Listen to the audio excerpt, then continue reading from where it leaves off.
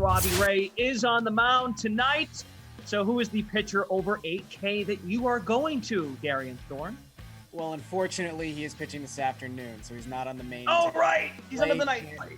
Can't talk about my boy Robbie Ray. Bring it up for Steve Buchanan in, just out of respect. But I'll say tonight, interesting pitching slate. There's not a ton of just high upside Robbie Ray-esque options above $8,000, or at least in that normal $10,000 range. So I think the 8K range is just two names, but I think both of them have some merit to be very, very viable DFS plays for tonight. I think Cal Quantrill has been fantastic his last 11 starts as a sub-2 ERA in that span of time, and is going up against a Twins team that's just struggled to hit so far in the month of September.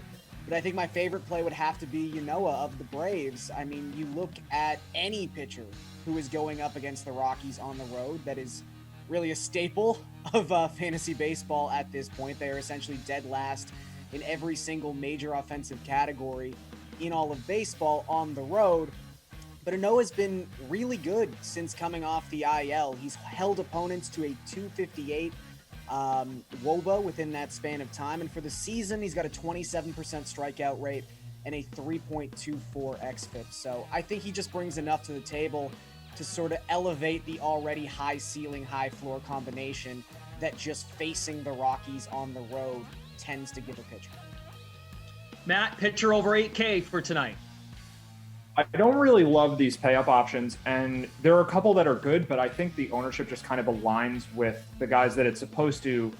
Maybe leverage is easier to get off the lower tier price pitchers, but in the high-end range, like Julio Urias probably will have some amount of popularity. I think the same is true for McGill, and if you want to pivot to guys like Minaya, Musgrove, Urquidy, you probably will get them low-owned, but I just think they're far worse options. So I think just sticking with Julio Urias, who probably deserves to be the highest priced pitcher on the slate. He's been really good lately. His matchup is pretty solid at home against Arizona. It's arguably the best matchup on the slate for these pitchers, actually. So I think even though he's overpriced for his normal talent level, the matchup is good enough that you kind of just play him.